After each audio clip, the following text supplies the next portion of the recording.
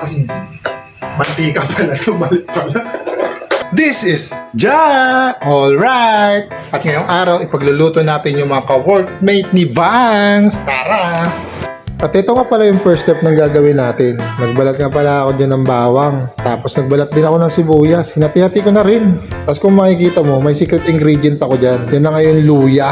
Yung daliri sa paa, pag nakita mo, parang luya. Dun sa luya nga natin yan, pinipirat-pirat ko yan kasi iba pag pinirat-pirat mo eh. Syempre naman, huwag mo kakalimutan dyan yung sili natin. At dahil tapos na tayo sa mga aromatics natin, game, mag-init na tayo ng kawali, boy. Ikaw ba, pag nagluluto ka ba ng ganito, anong una mo linalagay? Sibuyas o bawang?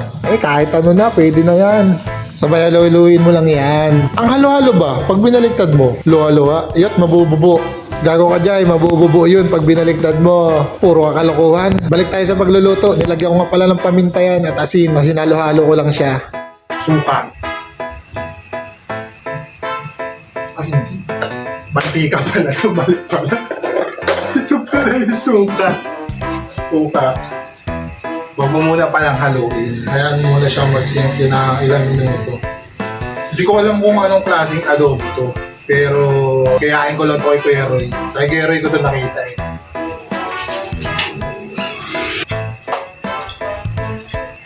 Hayaan mo lang siya kumulo. Hinaan lang natin yung apoy. Ang lakas masyado. Dagdagan natin water. Tapos, lagyan natin ng chicken cubes. Tapos, lagyan mo na siya ng magic sarap. Kasi pagkaluto nito, pwede mo na akong kainin. Aray ko! So, papakuluin na lang natin siya. Wala kasi itong takip. Kaya, mukha lang siya. Muntik pa natin makalimutan.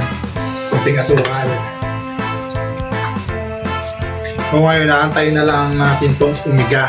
Tapos, game na to. Lapit ng maiga. Okay na to. Haluin mo lang. Kasi, magdidikit yan. Tingnan nyo. Parang kaldereta, no? Yan ang malupit, kakaiba.